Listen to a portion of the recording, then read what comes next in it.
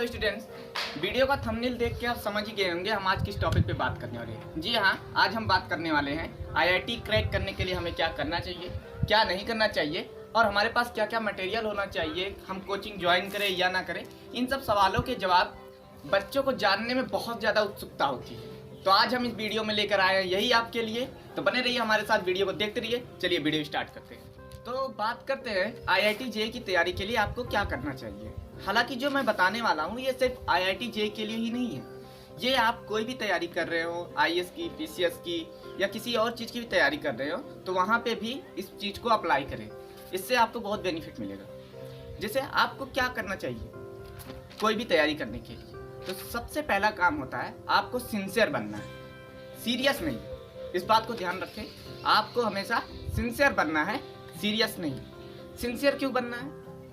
बहुत से बच्चे जो होते हैं इतने पढ़ाई में सीरियस हो जाते हैं कि वो खुद को एक कमरे में बंद कर लेते हैं और उन्हें जो है बाद में क्या होने लगता है, डिप्रेशन आ जाता है, वो पढ़ नहीं पाते ठीक से, हमेशा जो है चिंतित रहते हैं। ऐसे बहुत सारे केसेस मेरे सामने भी आए हुए हैं, इसलिए हम आपको बता रहे हैं कि आपको हमेशा सिंसियर बनना है, सीरियस नहीं। पहला हो गया। दूसरा, आपको खुले विचारों वाला होना पड़ेगा।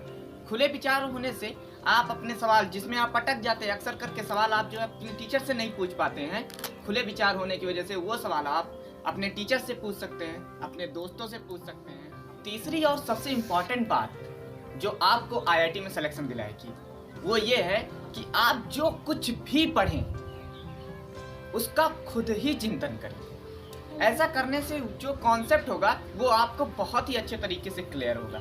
और मान लीजिए खुद चिंतन करने पे वो कॉन्सेप्ट आपको समझ में नहीं आ रहा है तो वह सवाल जाके आप अपने उस टीचर से पूछिए जो उस सब्जेक्ट में माहिर हो, या अपने उस सहपाठी से या अपने उस दोस्त से पूछिए जो उस पर्टिकुलर टॉपिक को बहुत ही बारीकी से जानता हो।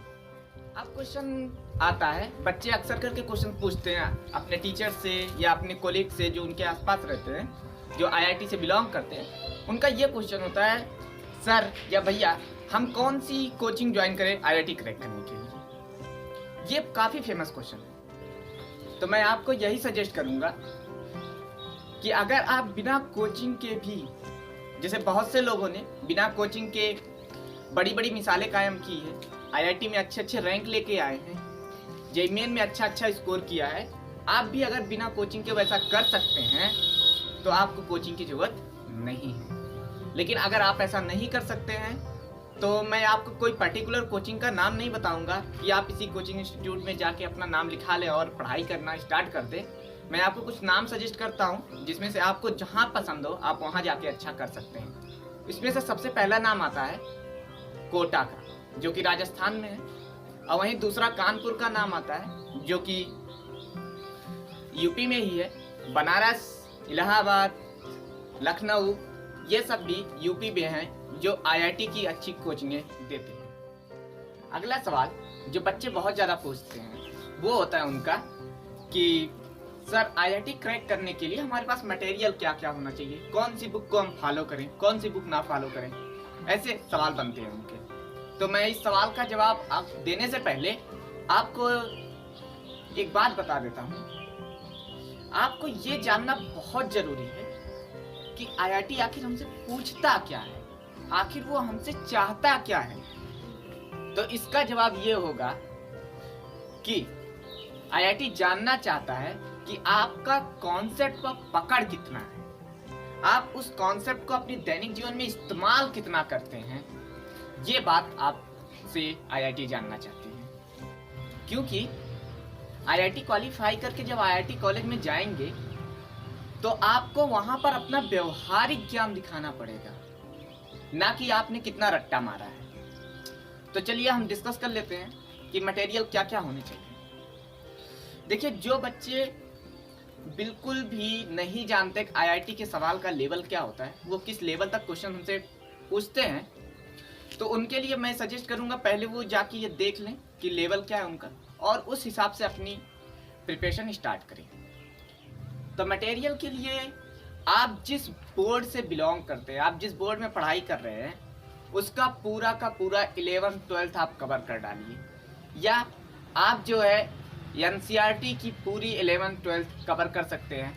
पूरी का मतलब फिजिक्स, केमिस्ट्री और मैथमेटिक्स, यही 3 सब्जेक्ट्स आते हैं आईआईटी में। अगर आपको लगता है कि 12th तक आपके सारे कॉन्सेप्ट्स क्लियर हैं, तो आप जो है जेईई मेन के या जेईई एडवांस के प्रीवियस ईयर के क्वेश्चंस सॉल्व करें। अगर वो आपसे सॉल्व हो जाते हैं तो आप यहाँ से समझ सकते हैं कि आपको किसी और गाइडेंस की आवश्यकता नहीं है, आप विदाउट कोचिंग भी काम कर सकते हैं। ठीक है, बच्चों का नेक्स्ट क्वेश्चन होता है, सर टेस्ट सीरीज ज्वाइन करें या ना करें। टेस्ट सीरीज के लिए मैं इतना कहूँगा आपसे, जब तक आप खुद को आंकेंगे नहीं तब तक आपको पता कैसे चलेगा कि आपके अंदर कितनी जानकारी भरी हुई है, आप कितना जानते हैं। मुझे लगता है आपको इस सवाल का जवाब मिल गया होगा, आपको टेस्ट सीरीज ज्वाइन करनी चाहिए या नहीं। हालांकि अगर आप टेस्ट सीरीज ज्वाइन नहीं करते हैं तो आप यहाँ पे एक काम कर सकते हैं कि आपका कोई दोस्त जो टेस्ट सीरीज ज्वाइन किया हुआ हो, वो आपके लिए क्वेश्चन पेपर लेकर आए। जहाँ पे वो पेपर देने जाए वहाँ से क्वेश्चन पेपर क्या करे, लेकर आए, और आप जो है गिवन टाइम के अंतर्गत उस क्वेश्चन पेपर को सॉल्व करें। इससे जो होगा आपके पैसे भी बच जाएंगे और टाइम भी बच जाएगा। कहते हैं अगर किसी चीज को दिल से चाहो तो पूरी कायनात उसे तुमसे मिलाने की कोशिश में लग जाती है।